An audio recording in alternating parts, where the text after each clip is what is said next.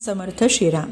भाग 29 मध्ये आपण पाहिलं, आचार्यांनी शृंगेरी पीठामध्ये शारदा पीठ या नावाची स्थापना केली. आता आचार्य शृंगेरी येथून निघाले. आचार्यांच्या कीर्तीने प्रभावित झालेला राजा सुधन्वा त्यांना भेटला. त्यांनी आचार्यांचं स्वागत केलं. सेतुबंध या ठिकाणी आता आचार्य आलेत. समुद्रतीरी स्नानादी कार्य त्यांनी केलं. तिथे त्यांना शाक्त पंथाचे बरेच लोक आढळले. त्यांचा आचार वेदप्रणीत नव्हता. तेथील महान देवी उपासक केवळ आपल्या स्वार्थासाठी देवीची पूजा करीत असत. त्या ठिकाणी एखादा बाहेरचा यात्रेकरू आला तर त्याला ते देवी पूजेचे महत्त्व कथन करीत. देवी पूजेने सामान्य साधकाला देखील सिद्धी प्राप्त होते असं ते सांगत. देवीच्या पूजेमध्ये मद्य मांस यांचा नैवेद्य म्हणून उपयोग करीत आणि प्रसाद म्हणून ते भक्षण करीत. हा आचार म्हणजेच परमधर्म आहे असं ते मानीत. त्यांचं म्हणणं जो कोणी मानणार नाही त्याच्याशी ते वाद करीत आणि त्या वादात त्याला ते जिंकत. एकदा तो जिंकला गेला म्हणजे आपल्या अभिलाषा आपल्या इच्छा ते त्याच्याकडून पूर्ण करून घेत.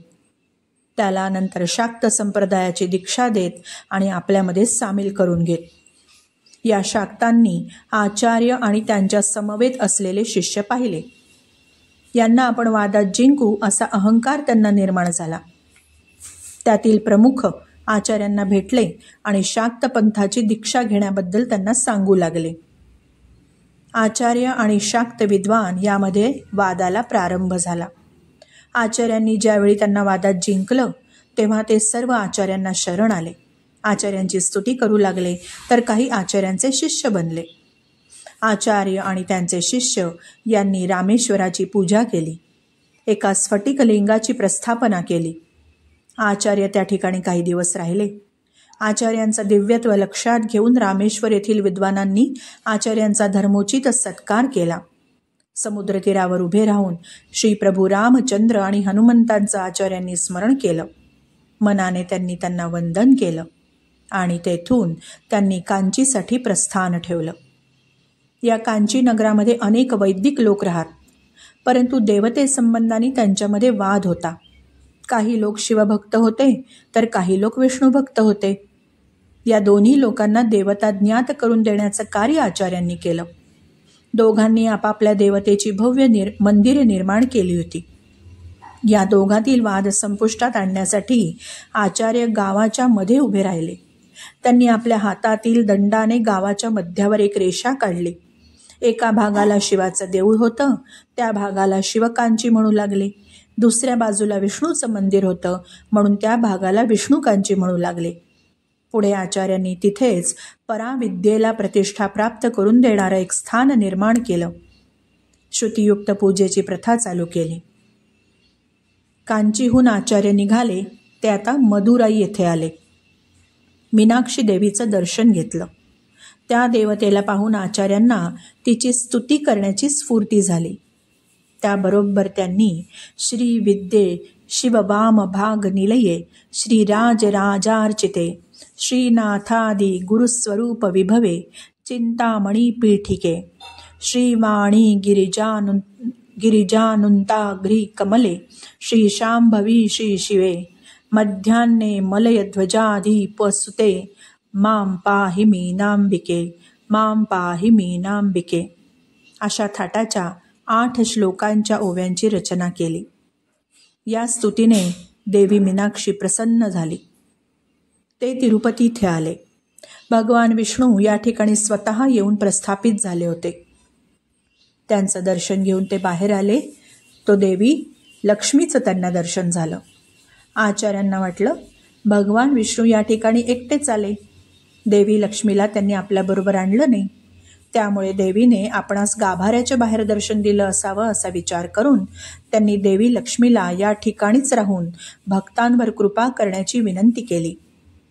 त्यानंतर आचार्यांनी लक्ष्मीच्या पवित्र चरणांनी पुनीत झालेल्या भूमीमध्ये श्रीयंत्राची स्थापना केली. लक्ष्मीची स्तुती करून तिला पुन्हा आवाहन केलं.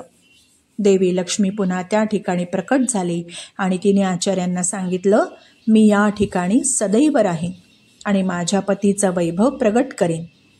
याप्रमाणे तिरुपती येथे लक्ष्मीवास आहे. लक्ष्मीचं वैभव तिथे पाहता येतं. आता आचार्य तिथून निघाले आणि काही दिवसांनी ते श्रीशैल येथे पोहोचले. सर्व बाजूंनी विशाल गिरीवर घनदाट वनश्री, आपल्या गंधाने वातावरण सुगंधित करणारे पुष्पवृक्ष आणि वनाचा आश्रय करून राहणारी हरणं, अन्य पशु यांच्या मध्यभागी श्रीशैलाधिपती मल्लिकार्जुन यांचं वसतिस्थान आहे. असं म्हणतात की श्री मल्लिकार्जुन तपश्चर्येमध्ये घडलेले असता काही तपस्वी आणि संन्यासी त्यांच्या दर्शनार्थ तिथे आले. देवांचं ध्यान संपत नव्हतं. जोपर्यंत ध्यान संपत नाही तोपर्यंत पार्वती देवीला त्यांची सेवा करता येत नव्हती. म्हणून ती मल्लिकार्जुनाच्या मागे जाऊन त्यांच्याच ध्यानात मग्न झाली. तिला आपल्या पतीचं ध्यान संपलेलं समजलंच नाही. ध्यानानंतर आलेल्या तपस्वी सिद्धांना दर्शन देऊन मल्लिकार्जुन स्वस्थ झाले. पण देवी पार्वती पुढे आली नाही. ती याच ठिकाणी ध्यानमग्न होऊन बसली. ती अद्याप उठली नाही.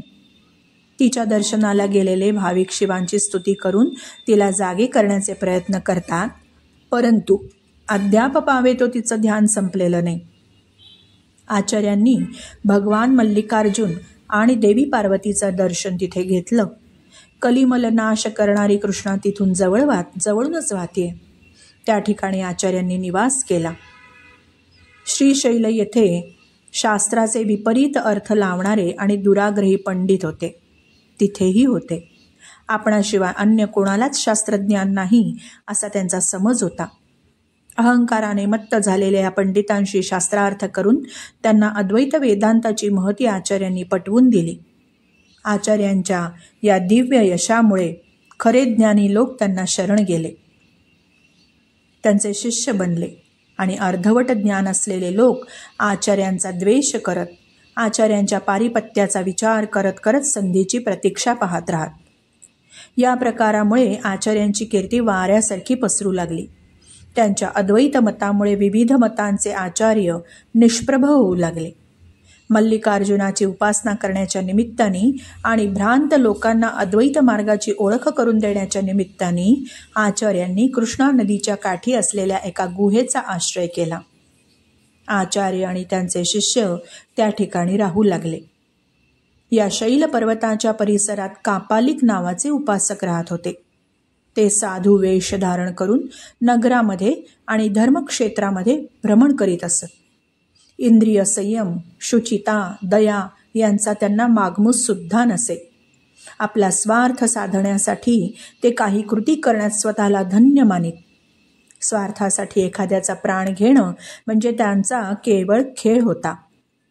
असंयमित जीवन जगता यावं म्हणून त्यांनी ज्या उपासना पंथाचा आश्रय केला होता त्या पंथाला शैव तांत्रिक असं म्हणत असत. या पंथाचे लोक षड्मुद्रा धारण करत असत. या मुद्रा म्हणजे भाला, अलंकार, कुंडल, चूडामणी, राख आणि यज्ञोपवीत या मुद्रा. भाला म्हणजे काठीच्या टोकाला लोखंडाचं तीक्ष्ण पातं बसवून तयार केलेलं हत्यार. या हत्याराने वन्य पशूंची शिकार आणि आपल्या मताच्या विरुद्ध असणाऱ्या लोकांचा प्राण घेणं यासाठी यांचा उपयोग हे लोक करायचे. अलंकार मनुष्याच्या हाडांच्या माळा म्हणजे त्यांचे अलंकार होते. कुंडल म्हणजे मनुष्याच्या हाडांचा तयार केलेला कानातील अलंकार. चूडामणी म्हणजे रत्न आणि राख म्हणजे काय होतं, भस्म आणि विशेषतः चिताभस्म.